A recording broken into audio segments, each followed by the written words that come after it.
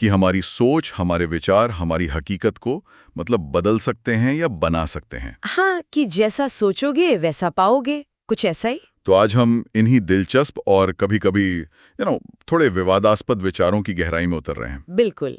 हम बात करेंगे आकर्षण के नियम यानी LOA की, मैनिफेस्टेशन की, न्यूरो लिंग्विस्टिक प्रोग्रामिंग जिसे NLP कहते हैं उसकी, हाँ। और साथ ही सकारात्मक विजुअलाइजेशन और अभिपुष्टि मतलब अफर्मेशंस जैसी तकनीकों की भी। ये सब आजकल बहुत सुनने में आता है। हाँ, और इसके लिए हमने कई तरह के स्रोत देखे हैं। विकिपीडिया है, कुछ रिसर्च पेपर्स के सारांश हैं, वेब आर्टिकल्स भी हैं और कुछ अकादमिक प्रकाशन भी। तो काफी वाइड रेंज है सोर्सेस की। हाँ। हमारा मकसद साफ है, इन कॉन्सेप्ट्स को समझना, ये कहाँ से आए, इनमें क्या तकनीकें यूज होती हैं, क्या फायदे बताए जाते हैं, और विज्ञान क्या कहता है इनके बारे Exactly. में, आलोचनाएं क्या हैं। बिल्कुल, ये सब हमें मिले स्रोतों के आधार पर करने वाले हैं। तो चलिए इन विचारों की दुनिया को थोड़ा खंगालते हैं। जरूर। शुरुआत करते हैं आकर्षण के नियम, लॉ ऑफ अट्रैक्शन से।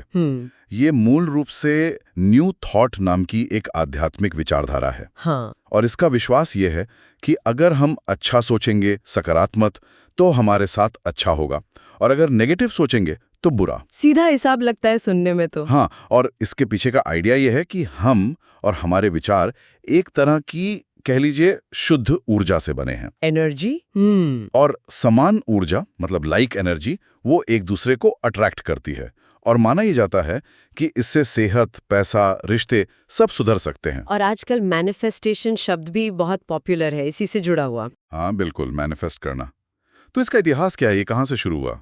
देखिए, इसकी जड़ें काफी पुरानी हैं, मतलब 19वीं सदी तक जाती हैं।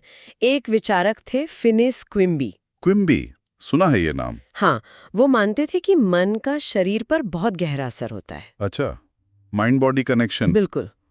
फिर आकर्षण का नियम शब्द का इस्तेमाल सबसे पहले एंड्रू जैक्सन डेविस ने किया, करीब 1855 में। हालांकि तब उसका मतलब थोड़ा अलग था, आत्मा वगैरह से ज्यादा जुड़ा था। ओके। लेकिन इसको एक जनरल सिद्धांत की तरह पॉपुलर बनाने का क्रेडिट जाता है Prentice Mulford, Henry Wood, Ralph Waldo Trine जैसे लेखकों को। इन्होंने 19वीं सदी के आखिर और 20वीं सदी की शुरुआत में इस पर काफी लिखा।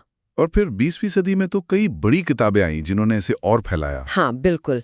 नेपोलियन हिल की थिंक एंड ग्रो रिच, ये तो क्लासिक मानी जाती है। हाँ। फिर नॉर्मन विंसेंट पील की the power of positive thinking, Louise Hay की you can heal your life, और एस्थर और जेरी हिक्स, जिन्हें अब्राहम हिक्स के नाम से जानते हैं, उनके सिद्धांत भी बहुत प्रभावशाली रहे। और वो फिल्म द सीक्रेट। अरे हाँ, 2006 में आई फिल्म और किताब द सीक्रेट ने तो इसे मतलब पूरी दुनिया में फेमस कर दिया। वो एक टर्निंग पॉइंट था शायद। तो जो लोग लॉ ऑफ अट्रैक्शन को मानते हैं वो करते क्या है, मतलब तकनीकें क्या है इसकी? कुछ खास तकनीकें हैं, जैसे एक है कॉग्निटिव रीफ्रेमिंग। वो क्या होता है? मतलब अपनी नेगेटिव सोच को पहचान कर उसे पॉजिटिव सोच में बदलना, अपने विचारों को एक नया फ्रेम देना। अच्छा। फिर है एफर्मेशंस, यानी सकारात्मक वाक्य दोहराना, जैसे मैं सफल हूँ या मैं खुश हूँ। और क्रिएटिव विजुअलाइजेशन, यानी मन में अपनी मनचाही चीजों या स्थितियों की एकदम साफ तस्वीर बनाना, कल्पना करना, जैसे वो पहले से हो गया हो। बिल्कुल। द सीक्रेट की लेखिका रोंडा बर्न इसी बात पर बहुत जोर देती हैं कि आपको उन बदलावों को ऐसे महसूस करना है जैसे वो सचमुच हो चुके हैं। वो फीलिंग बहुत जरूरी है। और ये जो आजकल का टिकटॉक ट्रेंड है, लकी गर्ल सिंड्रोम, वो भी इसी से जुड़ा है। हाँ बिल्कुल, वो इसी कड़ी में आता है। उसमें भी यही बात है, कुछ मंत्र या वाक्य दोहराना और ये पक्का यकीन रखना कि किस्मत आपके साथ है, सब आपके लिए ही अच्छा होगा। ये सीधे सीधे द सीक्रेट और पॉजिटिव थिंकिंग वाले आइडियाज से ही निकला है। सुनने में तो ये सब बहुत आकर्षक लगता है, मतलब सोचो और पालो। लेकिन विज्ञान क्या कहता है? क्या इसका कोई साइंटिफिक बेसिस है? यहीं पर मामला थोड़ा पेचीदा हो जाता है। अच्छा। देखिए, वैज्ञानिक नजरिए से देखें तो आकर्षण के नियम का कोई ठोस एम्पिरिकल सबूत नहीं है। कोई सबूत नहीं? नहीं, ऐसा जिसे हम साइंटिफिक प्रूफ कह सकें। ज्यादातर वैज्ञानिक इसे सूडो साइंस मानते हैं। सूडो साइंस मतलब छद्म विज्ञान जो वैज्ञानिक होने का दिखावा करे पर हो नहीं। बिल्कुल सही। कई वैज्ञानिकों ने इस बात की आलोचना की है कि लॉ ऑफ अट्रैक्शन के जो समर्थक हैं वो क्वांटम फिजिक्स या ब्रेन वेव्स जैसी जटिल साइंटिफिक चीजों का गलत इस्तेमाल करते हैं। मतलब कैसे? वो इन सिद्धांतों को उन चीजों पर लागू करते हैं जिनका उनसे कोई लेना देना नहीं होता, शायद अपनी बात को ज्यादा वजनदार दिखाने के लिए। दूसरी बड़ी आलोचना ये है कि लॉ ऑफ अट्रैक्शन को गलत साबित करने का कोई तरीका नहीं है, मतलब ये फॉल्सिफाइबल नहीं है। अच्छा, ये वैज्ञानिक तरीके का एक जरूरी हिस्सा है ना? हाँ, थ्योरी को गलत साबित करने की गुंजाइश हो। बिल्कुल। लॉ ऑफ अट्रैक्शन ज्यादातर लोगों के निजी अनुभवों, किस्से कहानियों पर आधारित है, और दिक्कत यह है कि हम अक्सर सिर्फ उन कहानियों पर ध्यान देते हैं जो हमारे विश्वास से मेल खाती हैं। इसे कॉन्फर्मेशन बायस कहते हैं। हाँ, सुना है इसके बारे में। हम वही देखते हैं जो हम देखना चाहते हैं। सही। या फिर हम सिर्फ सफल उदाहरणों को ही देखते हैं, इसे सिलेक्शन बायस कहते हैं। तो क्या इसका मतलब ये है कि इसमें विश्वास करने का कोई फायदा नहीं है, या शायद नुकसान भी हो सकता है? देखिए, एक हालिया स्टडी हुई थी 2023 में डिक्सन और उनके साथियों के। उसने एक दिलचस्प पर थोड़ी चिंताजनक बात बताई। क्या? स्टडी में पाया गया कि जो लोग मैनिफेस्टेशन और लॉ ऑफ अट्रैक्शन में बहुत गहरा विश्वास रखते हैं, वो शायद खुद को ज्यादा सफल महसूस तो करते हैं, लेकिन उनमें खतरनाक फाइनेंशियल रिस्क लेने की प्रवृत्ति भी ज्यादा होती है। यहाँ तक कि दिवालिया होने की संभावना भी ज्यादा पाई गई। अरे, ये तो चौंकाने वाली बात है। हाँ, इसी तरह लकी गर्ल सिंड्रोम की भी आलोचना हुई है। सबूतों की कमी तो है ही, साथ में इसे टॉक्सिक पॉजिटिविटी फैलाने वाला भी माना गया है। टॉक्सिक पॉजिटिविटी मतलब हर हाल में पॉजिटिव रहने का दबाव। हाँ, जो असल समस्याओं को नजरअंदाज कर देता है। ये भी कहा गया है कि ये सामाजिक असमानता जैसे मुद्दों की अनदेखी करता है, और अगर मनचाही चीजें नहीं मिलती तो ये आपके सेल्फ एस्टीम को भी चोट पहुंचा सकता है। ये भी एक पहलू है। हालांकि कुछ एक्सपर्ट्स ये भी मानते हैं कि शायद ये आजकल की अनिश्चित दुनिया में, खासकर जेन ज़ी को, अपने जीवन पर कुछ कंट्रोल होने का एहसास दिलाता है। हाँ, ये भी एक नजरिया हो सकता है। फिर भी इसके कई जाने माने समर्थक रहे हैं। आपने नाम लिए थे पहले भी, ड्राइन, एटकिंसन, वॉटल्स, हिल, गुडार्ड, एब्राहमिक्स। हाँ, इनकी किताबें और शिक्षाएं काफी प्रभावशाली रही हैं। ठीक है, तो एलओए की तरह ही एक और तरीका है जो सोच और भाषा से जिंदगी बदलने का दावा करता है, न्यूरो लिंग्विस्टिक प्रोग्रामिंग, एनएलपी। ये क्या चीज है? एनएलपी को 1970 के दशक में रिचर्ड बैंडलर और जॉन ग्राइंडर ने डेवलप किया था। ये भी एक ऐसा अप्रोच है जिसे साइंटिफिक कम्युनिटी काफी हद तक सूडो साइंस ही मानती है। अच्छा, ये भी? हाँ, एनएलपी का दावा है कि हमारे दिमाग के काम करने के तरीके, यानी न्यूरोलॉजिकल प्रोसेस, हमारी भाषा और हमारे सीखे हुए व्यवहार, मतलब पैटर्न्स, इनके बीच एक गहरा रिश्ता है। और अगर हम इन पैटर्न्स को समझकर बदल लें तो हम अपनी जिंदगी में बड़े बदलाव ला सकते हैं, खास लक्ष्य हासिल कर सकते हैं। और इसके दावे तो मैंने सुने हैं, काफी बड़े हैं, जैसे फोबिया, डिप्रेशन ठीक करना, यहाँ तक कि सर्दी जुकाम या एलर्जी भी, वो भी एक ही सेशन में। हाँ, दावे तो बहुत साहसिक हैं, और ये भी कि आप किसी भी कामयाब इंसान के स्किल को मॉडल करके किसी और को सिखा सकते हैं। ये कैसे हुआ, मतलब इसे डेवलप कैसे किया गया? बैंडलर और ग्रिंडर ने इसे डेवलप करने के लिए कुछ मशहूर थेरेपिस्ट्स के काम करने के तरीकों को स्टडी किया और उन्हें मॉडल किया, जैसे family therapist Virginia Satir, hypnotherapist Milton Erickson और गेस्टाल्ट थेरेपिस्ट फ्रिट्स पर्ल्स। अच्छा, उनके तरीकों को कॉपी किया? एक तरह से हाँ। सतीर से उन्होंने मेटा मॉडल लिया, जो भाषा के जरिए गहराई से जानकारी निकालने पर जोर देता है। एरिक्सन से मिल्टन मॉडल लिया, जिसमें थोड़ी अस्पष्ट लेकिन असरदार भाषा का इस्तेमाल होता है। लेकिन इसका वैज्ञानिक आधार वो कितना मजबूत है? यहीं पर दिक्कत है। आलोचकों का कहना है कि ये दिमाग के कामकाज के पुराने और गलत मॉडल्स पर आधारित है। अच्छा। इसमें कई तथ्यात्मक गलतियां बताई गई हैं, और ये भाषा विज्ञान और तर्क के सिद्धांतों का भी सही इस्तेमाल नहीं करता। दशकों की रिसर्च के बाद भी नहीं? हाँ, इसीलिए इसे ज्यादातर सूडो साइंस ही माना जाता है। एक दिलचस्प बात यह भी है कि एनएलपी शब्द पर कुछ कानूनी झगड़े भी हुए। अच्छा। जिसके बाद ये शब्द पब्लिक डोमेन में आ गया, मतलब कोई भी इसका इस्तेमाल कर सकता है। इससे इसके ट्रेनिंग और सर्टिफिकेशन में स्टैंडर्डाइजेशन की बहुत कमी हो गई। मतलब कोई भी एनएलपी ट्रेनर बन सकता है? हाँ, कुछ हद तक। एक मशहूर किस्सा है कि ब्रिटेन में एक टीवी प्रेजेंटर ने मजाक में अपनी बिल्ली को एक एनएलपी सर्टिफिकेशन बॉडी से रजिस्टर करवा लिया था। क्या बात है, बिल्ली को एनएलपी प्रैक्टिशनर बना दिया, ये तो कमाल है। अच्छा, अगर वैज्ञानिक आधार कमजोर है तो इसकी तकनीकें क्या हैं? ये काम कैसे करता है इनके हिसाब से? एनएलपी कुछ मुख्य आइडियाज पर बेस्ड है। पहला है व्यक्तिपरकता, यानी सब्जेक्टिविटी, कि हम दुनिया को अपनी इंद्रियों से कैसे महसूस करते हैं और अपने मन में उसकी तस्वीर कैसे बनाते हैं। Internal representation. बिल्कुल। दूसरा है चेतना, कॉन्शियसनेस, सचेत और अवचेतन मन की भूमिका। तीसरा है सीखना, लर्निंग, खास तौर पर सफल लोगों के व्यवहार और सोच को कॉपी करके सीखना। और तकनीकें? तकनीकों में सबसे फेमस है रैपो बनाना, यानी तालमेल स्थापित करना। रैपो, वो कैसे? इसमें दूसरे व्यक्ति के साथ कनेक्ट करने के लिए उसकी बॉडी लैंग्वेज, बोलने की स्पीड, या तक कि आंखों की मूवमेंट से मेल बिठाना शामिल है। इसे पेसिंग और लीडिंग कहते हैं। आंखों की मूवमेंट मतलब आई एक्सेसिंग क्यूज? हाँ, एनएलपी का मानना है कि कोई व्यक्ति सोचते समय अपनी आंखें किधर घुमाता है, इससे उसके सोचने के तरीके का अंदाजा लग सकता है, जैसे वो कुछ विजुलाइज कर रहा है, सुन रहा है या महसूस कर रहा है। अच्छा, दिलचस्प है।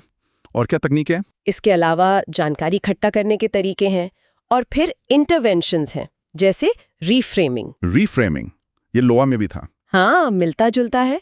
किसी बुरी स्थिति या व्यवहार को एक नया पॉजिटिव मतलब देना।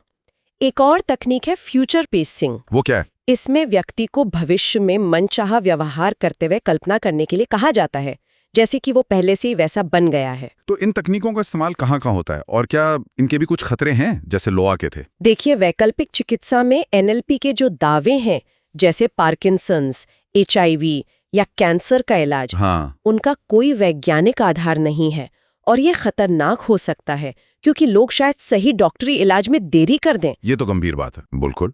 साइकोथेरेपी में कुछ थेरेपिस्ट इसे दूसरी थेरेपीज के साथ सहायक के तौर पर यूज करते हैं या फिर एक अलग थेरेपी की तरह भी। ये कुछ हद तक सॉल्यूशन फोकस्ड थेरेपी जैसा लगता है, पर इसमें एक ठोस थ्योरी और सबूतों की कमी है। कई आलोचक इसे बस अलग-अलग तकनीकों का घालमेल या सतही मानते हैं। और वो जो एनएलपी का एक सिद्धांत है, कोई विफलता नहीं केवल प्रतिक्रिया, नो फेलियर ओनली फीडबैक, उसके बारे में क्या राय है? हाँ, ये सुनने में तो पॉजिटिव लगता है, लेकिन इसकी भी आलोचना हुई है। आलोचक कहते हैं कि ये विफलता से सीखने के महत्व को कम करता है और एक तरह की आत्ममुग्धता, नार्सिसिज्म को बढ़ावा दे सकता है। इन सब आलोचनाओं के बावजूद एनएलपी का इस्तेमाल motivation, sales, management, sports, coaching जैसी कई फील्ड्स में होता रहा है। लेकिन साइंटिफिक कम्युनिटी की आम सहमति यही है कि इसके बड़े-बड़े दावों के पीछे ठोस सबूत नहीं है। ठीक है, तो लॉ और एनएलपी दोनों के ही वैज्ञानिक आधार पर गंभीर सवाल हैं, लेकिन इन दोनों में ही और वैसे भी दो तकनीकों का जिक्र बार बार आता है, सकारात्मक विजुअलाइजेशन और अभिपुष्टि यानी अफर्मेशंस। क्या इनमें कुछ दम है? पहले विजुअलाइजेशन की बात करते हैं। सकारात्मक विजुअलाइजेशन का मतलब है अपने मन में उन चीजों की या नतीजों की एकदम साफ तस्वीर बनाना जो आप पाना चाहते हैं। मेंटल रिहर्सल जैसा? हाँ, बिल्कुल, एक तरह से मन ही मन रिहर्सल करना। एक स्रोत बताता है कि इससे मोटिवेशन बढ़ सकता है, कॉन्फिडेंस मजबूत हो सकता है और मुश्किलों से लड़ने की हिम्मत मिल सकती है। इसके स्टेप्स क्या हैं? कैसे करते हैं इसे? कुछ स्टेप्स बताए जाते हैं। पहले अपना लक्ष्य तय करें, फिर उस सिचुएशन की पूरी डिटेल में कल्पना करें। आप क्या देख रहे हैं, सुन रहे हैं, महसूस कर रहे हैं। सारी इंद्रियों का इस्तेमाल करके। हाँ, उन भावनाओं को महसूस करें जो लक्ष्य पूरा होने पर होंगी। यहाँ तक कि रास्ते में आने वाली रुकावटों और उन पर काबू पाने की भी कल्पना करें। इसे रोजाना करने, माइंडफुलनेस के साथ करने और चाहें तो लिखकर या विजन बोर्ड बनाकर करने की सलाह दी जाती है। तो क्या विजुअलाइजेशन का विज्ञान से कोई कनेक्शन है या ये भी बस मन बहलाने की बात है? नहीं, विजुअलाइजेशन का विज्ञान से थोड़ा गहरा कनेक्शन लगता है।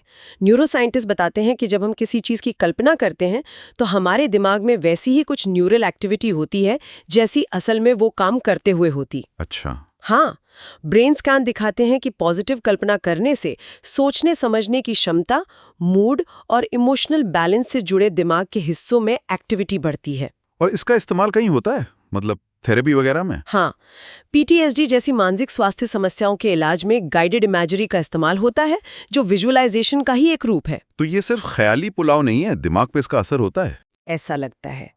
इसके पीछे सेल्फ फुलफिलिंग प्रोफेसी का सिद्धांत हो सकता है। मतलब जो हम मानते हैं वही सच होने लगता है? हाँ, क्योंकि हम अनजाने में वैसा ही व्यवहार करने लगते हैं।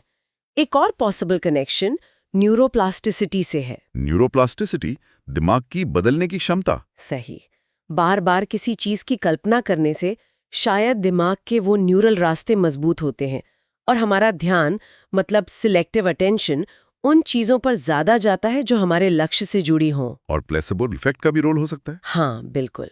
सिर्फ विश्वास के कारण सुधार महसूस होना, ये भी एक फैक्टर हो सकता है। ठीक है, ये दिलचस्प है। अब दूसरी तकनीक पर आते हैं, अभिपुष्टि यानी अफर्मेशंस। ये क्या हैं और कैसे काम करती हैं? अफर्मेशंस यानी पॉजिटिव स्टेटमेंट्स, जिन्हें हम बार बार दोहराते हैं ताकि अपनी नेगेटिव सोच या विश्वासों को चैलेंज कर सकें। जैसे मैं काबिल हूँ, हाँ बिल्कुल। दावा ये है कि ये हमें एक्शन लेने के लिए मोटिवेट करते हैं, लक्ष्यों पर फोकस बनाए रखने में मदद करते हैं, हमारे सोचने के पैटर्न को बदलते हैं और कॉन्फिडेंस बढ़ाते हैं। इन्हें भी विजुअलाइजेशन के साथ इस्तेमाल करते हैं? हाँ, अक्सर इन्हें विजुअलाइजेशन और गोल सेटिंग के साथ इस्तेमाल करने की सलाह दी जाती है। आजकल तो कई मोबाइल ऐप्स भी हैं जो रोज नई एफर्मेशन सजेस्ट करते हैं। क्या इनका भी कोई वैज्ञानिक आधार है या ये सिर्फ खुद को दिलासा देना है? इनका भी थोड़ा वैज्ञानिक आधार है। ये पॉजिटिव सेल्फ टॉक से मिलती जुलती चीज है। हाँ, अच्छा, पॉजिटिव सेल्फ टॉक। हाँ, जिसका इस्तेमाल CBT यानी कॉग्निटिव बिहेवियरल थेरेपी में भी होता है, जहां नुकसानदेह विचारों को चैलेंज किया जाता है। सेल्फ एफर्मेशंस पर रिसर्च बताती है कि जब हम अपनी अच्छी बातों या वैल्यूज को याद करते हैं तो दिमाग के रिवॉर्ड और सेल्फ प्रोसेसिंग से जुड़े हिस्से एक्टिव होते हैं। इससे स्ट्रेस कम हो सकता है और व्यवहार बदलने में मदद मिल सकती है। स्टूडेंट्स के लिए भी इसके फायदे बताए गए हैं, जैसे इमोशनली बेहतर महसूस करना, नेगेटिव विचारों से लड़ना और एक ग्रोथ माइंडसेट को बढ़ावा देना। ग्रोथ माइंडसेट मतलब सीखने और बढ़ने में विश्वास। सही। लेकिन क्या सिर्फ अच्छा बोलने से सब ठीक हो जाता है? इसकी भी कुछ सीमाएं होंगी। हाँ, बिल्कुल, सीमाएं हैं। पहली बात तो ये कि सिर्फ सोचने या बोलने से काम नहीं बनता, एक्शन लेना भी जरूरी है। विश्वास के साथ कर्म चाहिए। सही। दूसरी बात, सिर्फ पॉजिटिव बातों पर जोर देना और नेगेटिव भावनाओं को पूरी तरह दबा देना, वो टॉक्सिक पॉजिटिविटी बन सकता है, जो असल में नुकसानदेह है। हाँ, ये पहले भी जिक्र आया था। हमें अपनी मुश्किल भावनाओं को भी समझना और उनसे डील करना सीखना होता है, ना कि उन्हें नकारना। ये संतुलन वाकई जरूरी है। अच्छा, ये सब बातें लॉ, NLP, विजुअलाइजेशन, एफर्मेशंस, ये ज्यादातर लक्ष्य पाने, आगे बढ़ने और पॉजिटिव रहने पर जोर देती हैं। लेकिन क्या हमेशा लक्ष्य के पीछे भागना ही सही है? क्या कभी रुकना या छोड़ना भी जरूरी हो सकता है? ये एक बहुत ही जरूरी सवाल है और यहीं पर एक बिल्कुल अलग लेकिन महत्वपूर्ण नजरिया सामने आता है, लक्ष्यों से अलगाव या गोल डिसएंगेजमेंट का। गोल डिसएंगेजमेंट, लक्ष्य छोड़ देना? हाँ, कॉन्कॉर्डिया यूनिवर्सिटी की एक स्टडी ने इस पर रोशनी डाली है, जहां ज्यादातर सेल्फ हेल्प तकनीकें दृढ़ता मतलब लगे रहने पर जोर देती हैं। वहीं ये रिसर्च बताती है कि कभी-कभी उन लक्ष्यों को छोड़ देना जो अब हासिल नहीं किए जा सकते, हमारी मेंटल हेल्थ और खुशी के लिए ज्यादा फायदेमंद होता है। ये तो उस कभी हार मत मानो वाली सोच के बिल्कुल उलट है। ऐसा क्यों? फायदेमंद कैसे? सोचिए, हमारे पास लिमिटेड रिसोर्सेज हैं, टाइम, एनर्जी, ध्यान। जिंदगी बदलती है, कभी कोई बड़ी बीमारी आ जाती है, किसी अपने को खो देते हैं या करियर का कोई रास्ता बंद हो जाता है। ऐसे में कुछ लक्ष्य जो पहले मुमकिन लगते थे अब अवास्तविक हो जाते हैं। हाँ, होता है ऐसा। अगर हम फिर भी उन्हीं के पीछे पड़े रहें तो हम अपनी बची खुची एनर्जी भी उसी में लगा देते हैं, जिससे स्ट्रेस, निराशा और खालीपन बढ़ता है। सही कहा। कॉन्कॉर्डिया स्टडी ने यही पाया, जो लोग अप्राप्य लक्ष्यों से खुद को अलग कर पाते हैं उनमें स्ट्रेस और बार बार आने वाले नेगेटिव विचार कम होते हैं। अच्छा। और अगर वो फिर किसी दूसरे ज्यादा यथार्थवादी लक्ष्य से जुड़ पाते हैं तो उनमें सेल्फ कॉन्फिडेंस और जीवन में उद्देश्य की भावना बढ़ती है। ये तो NLP के उस कोई विफलता नहीं केवल प्रतिक्रिया वाले विचार को भी चैलेंज करता है। मतलब कभी कभी ये मान लेना कि हाँ, ये लक्ष्य अब मेरे लिए नहीं है, ज्यादा समझदारी भरा कदम हो सकता है। बिल्कुल।